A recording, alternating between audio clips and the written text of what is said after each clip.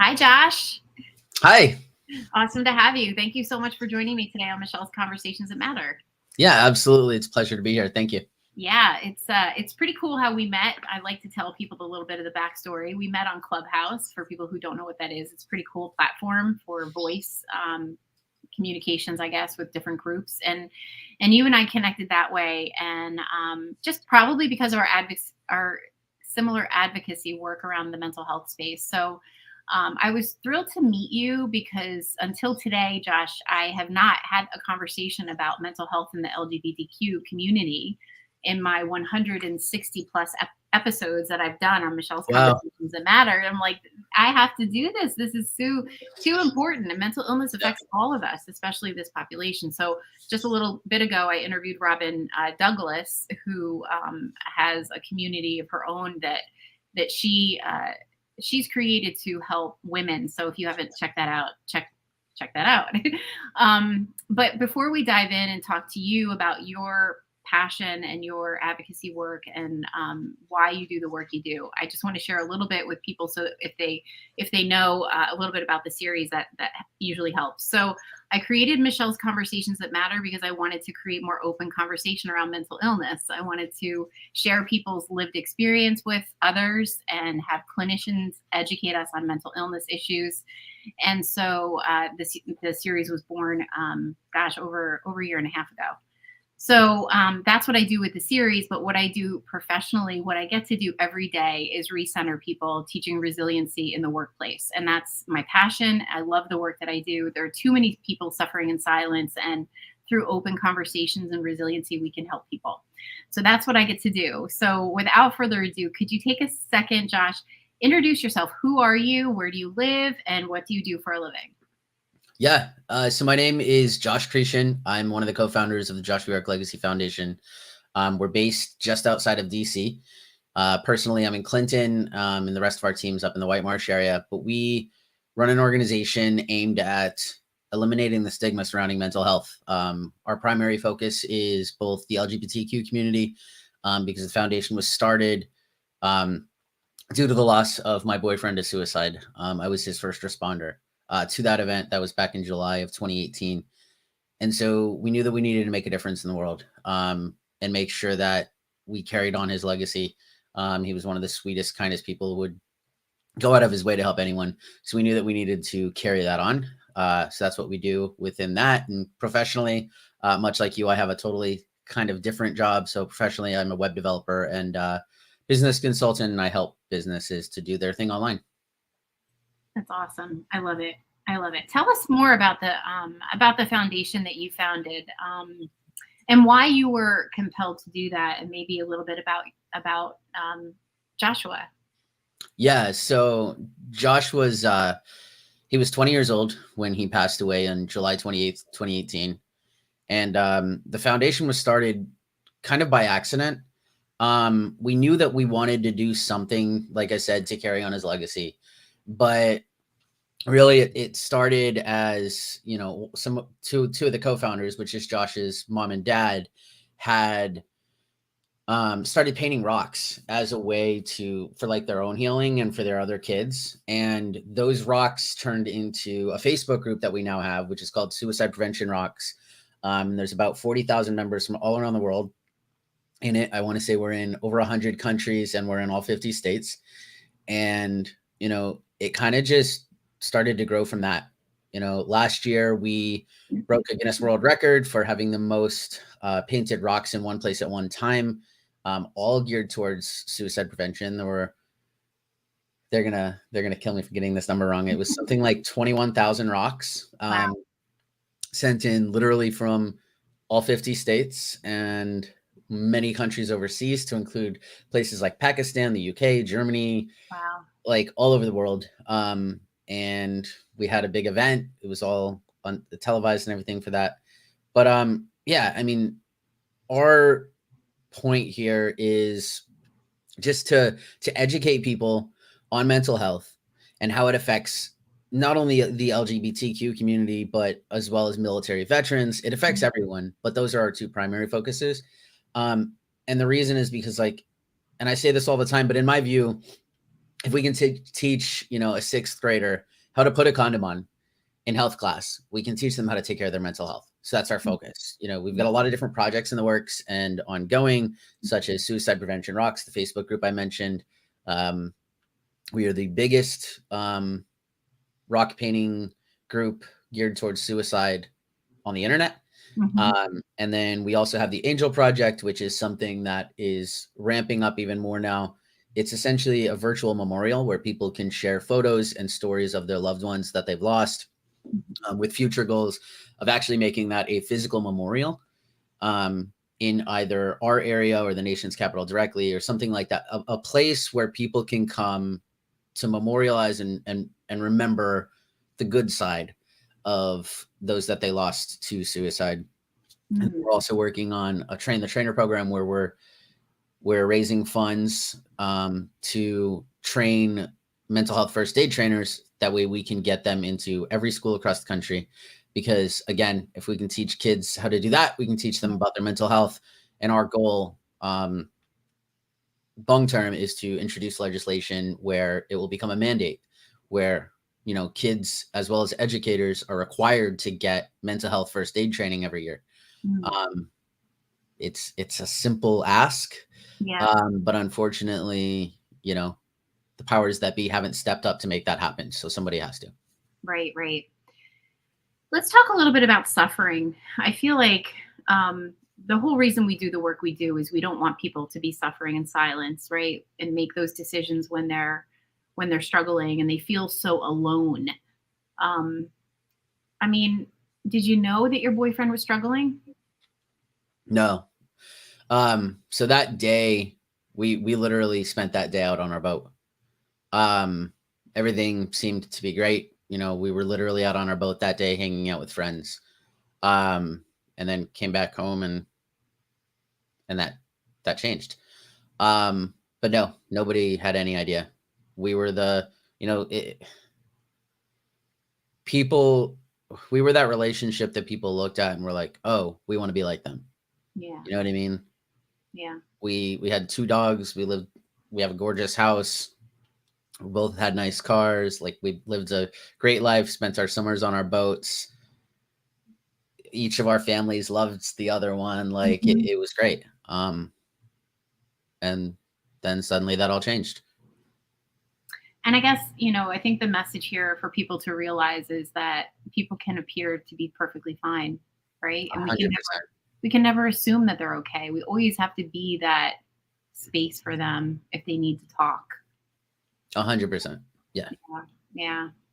I mean, it's one of those things of just, and it's crazy because, you know, growing up, I was always told, you know, tell people that you love them all the time and like be kind and, you know, just have conversations with people. How are you doing? Kind of thing. And it's crazy because, like, although I always believed in it, now I'm a lot stronger in that sense, obviously. I mean, 6 months after losing Josh, we also lost his mother. Also to the same, also to suicide. Wow. And so, like, it's one of those things that it's unfortunate, but it opens your eyes and it's like, this is real. Yes. Like, check in on your people. Yes. Tell them that you love them. You know, take today, call somebody, call a loved one, call a family, call a friend. Because that text or that call or whatever could save a life. Yeah. Yeah. And you know, it's so simple, but yet so poignant. I think, yeah, really good message. So that's the takeaway. If we go any further in this conversation, call someone that you love and check on them, right? That's the message key here. So you and I had earlier conversations about the work that you've done before you're doing what you do. And you had you worked with a group of people, you had a pretty significant difference that you made in the world. Can you tell us about that? Yeah. So that difference is still ongoing. Because it has to do with legislation, and legislation isn't something that gets passed overnight, as we have all learned even more so in the past few years. But I was one of the original founders with a good friend of mine, Sam Brinton, of an organization called 50 Bills, 50 States. And he was the spearhead of that. However, I was, director of communications and handled helping with the web development and getting the outreach and volunteers together and that kind of stuff. Long story short, what we did is the goal of the organization was to introduce legislation into all 50 states, starting at municipal levels, going up to city level, state, and then obviously end goal is federal level, to eliminate gay conversion therapy. Because believe it or not, that is still a thing in quite a few states. When we started that journey, my co-founder there was himself a victim of it. He had gone through conversion therapy, and so he's a very public, kind of outspoken kind of person. Like, made it a point that he doesn't want other people to go through this, which is what motivated him to start it. And by the time I had stepped away, we'd already passed bills in, I want to say, 10 or 15 states. Wow. And long story short, that organization was then absorbed by the Trevor Project. We were working on a shoestring budget, operating with donations and volunteers. It was a lot of work. And so the Trevor Project approached. And I remember one night I was literally just sitting down relaxing with my boyfriend. And I got a text from Sam, and he was like, "Hey, can you talk?" And it was like 10:30 at night. I'm like, "Yeah, sure. What's up?" The nonprofit space, right? Like, you're always working. So we get on the phone, and he's like, "So the Trevor Project reached out and they want to bring us under their bubble." And I'm like, what? So time went by, and long story short, what ended up happening is they absorbed the project as part of their organization, which opened up a lot of things, from, funding to opportunity to a network of lawyers and everyone else that was needed to really amplify this and bring it up. And so I stepped out of the organization to allow it to go into their network, or their influence bubble, if you want to call it that.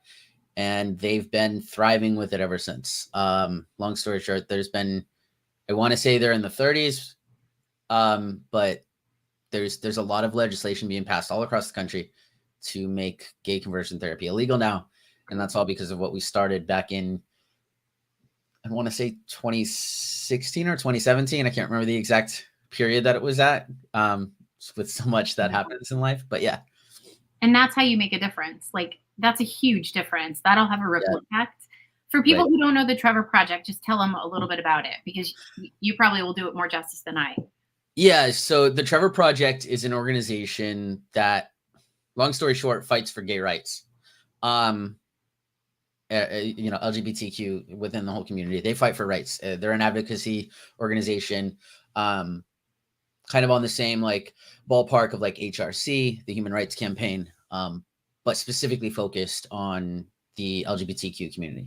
And so they fight youth, for right? rights. Mostly youth. Is it Trevor? Correct? Yes. Really for youth. Yeah. Yes. Yeah. Yep. For young. So they've got a bunch of different programs. They've got offices based out of DC as well, I think, as a few other places. But yeah, I can't believe I have to ask. Awesome work. It's awesome. And so it's a nod to you and your team and your volunteers to have created something that was making such a difference that you've got their attention, that they said, we want to take that on. Right. And they have the lift that little nonprofits don't really have. So right. I mean, at that time, we did have the luck, or the, I guess the step up in the fact that, Sam, not only having had experienced it, but has a ton of connections. He used to work in the White House. He worked for Obama, was close friends with the Obamas because of that. And so those connections definitely helped in that regard. And just because of like he's, if I'm not mistaken, he's literally like a nuclear scientist or something like that. Like, this guy has all sorts of accolades and like gone to all of the best universities and whatnot. But so that definitely helped. But yeah, I mean, it's one of those things where it's like anyone can make a difference. Yeah. It's just you have to start. Yeah, absolutely. You have to, one step at a time. Yep. I can't believe I have to ask this question, but I would imagine, and I hope that the person who needs to hear this conversation is watching.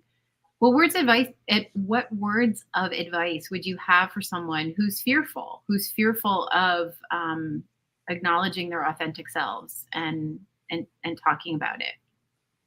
Yeah. I think you're nodding to like coming out of the closet, so to speak. Find your tribe, find your people. The LGBTQ community, for the most part, is a very accepting and open community, especially when it comes to that, especially when it comes to supporting each other in that journey. Because, I mean, it sucks that it's even a thing.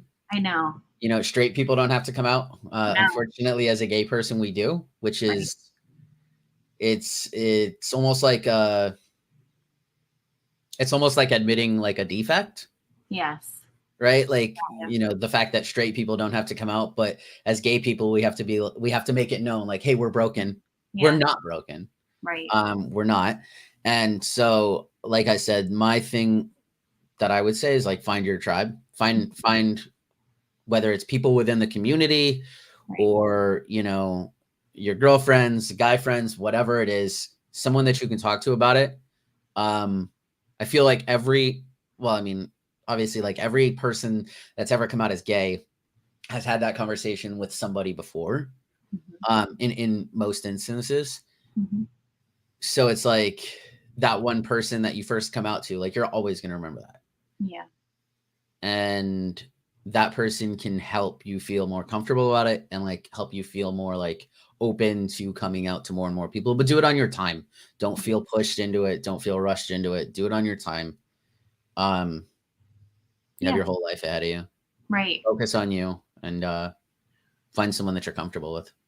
I like that. I mean, I guess I think about mental illnesses and suffering in silence, and I can only imagine having a secret and not being able to share it, and how that must be really hard. So, but you're right when you say your own time, right? Like, honor you and do what you have to do for you. I mean, I served in the Marine Corps for 5.5 years after high school, and you know, I served 2006 to 2011. So I served during a period where you couldn't come out. No. And like, not to say that I was hiding it. I didn't. I was fortunate that I didn't have one of those experiences where it's like I had to dodge around it kind of thing, so to speak. Mm-hmm. But I mean, I was 22 years old, 23 years old by the time I came out. So power to the kids who are like 13, 14, 15 that are taking that leap, because I know I didn't have it in me at that point to do that. But yeah. That's awesome. I mean, can you imagine being able to be yourself at 13 and not like worry, you know? My life would probably be in a completely different place. I mean, I'm glad, because of the route that I took. The Marine Corps changed my life in terms of like just making me a better person in general, and like setting me up for success and all that kind of stuff. But yeah, I mean, it would have for sure changed my life drastically. For sure. What's something that you wish everyone knew about the community, about mental health risks in your community? Is there something that you wish everyone knew who wasn't gay, and something that maybe we could do to help as allies? I'd say two things. So like the thing that of the no piece, like, and it's funny because I was joking with my boyfriend about this before this, and it's like, we're fun. Like, go get yourself out and go. Like, every girlfriend that I have, they tell me all the time, it's like, you know, going out to a bar, to a club or something like that is like, it's a whole thing when they're going to like your straight bars and stuff like that. But like, they come to our communities and to our bars or clubs or whatever it is, they have a blast. They don't have to worry about anything. It's the funnest time that, like, it's not a whole bunch of people, because like I said, I was 23 by the time I came out. So it's not a whole bunch of people standing around a dance club, you know, floor, not dancing. Like, the entire club's dancing. There's good music everywhere. Everyone's having a good time. Go to like a drag show or something, especially if you're in like my area, like the Baltimore, DC area. There's a ton of amazing drag shows. There's a ton of amazing brunches with drag performances. there's so much to do. Get out and experience it, Mm-hmm. because the people that I have seen experience it, it opens their eyes just to the community in general, where it's like, oh wow, not only are these people totally normal, there's nothing wrong with them, but like they're fun. They're fun. And they come back again and again and again. So yeah. And then as far as like the something to know from the mental health aspect, like I said earlier, like think of yourself, if you're in the straight community, like think of yourself where, what if you had to come out as being straight? You know what I mean? Where you had to hide who you wanted to be with, kind of thing. It's like that affects us. Yeah. And some it affects more than others. Some that leads down the suicide path because their loved ones or their families are disowning them, or their loved ones or their families are, you know, saying, oh, this is wrong, and let's get you into conversion therapy. Let's pray the gay away, kind of stuff. Like, yeah, it's not something we woke up one day and we're like, ooh, I want to date a man. It doesn't work that way. Yeah. So it's like, just be accepting. To be completely, and I'm like, this is the Marine in me coming out, but like, just stop being shitty people. Yeah. If you're the kind of person that is against that, like, everyone has their own beliefs, everyone is entitled to their own beliefs, but like, keep it to yourself. Right. You know what I mean? Because saying something that could be offensive or triggering to someone else could set them off the edge. It could impact their life negatively. It could, you hear about it all the time. It could impact them to the point where they're in a they force themselves to be in a relationship and in this fake life for years and years and years and years and never actually have happiness because you couldn't keep your mouth shut on your own personal beliefs of what's right or wrong or whatever. Like, you live your life, let them live theirs. I haven't heard it in a few years, but like, there used to be this whole stigma around, oh, like, you're gay, like, you're never going to be successful, blah, blah, blah, blah. And it's like, pretty much all of the gay people that I know in my world are very successful. This added drive where it's like, we can't fail. So like, if you're thinking of coming out and how that's going to affect you, like, don't think that that's not going to make you successful. Right. I know tons of people, business owners, like CEOs, executives, people doing very, very well in life who are gay and open about it.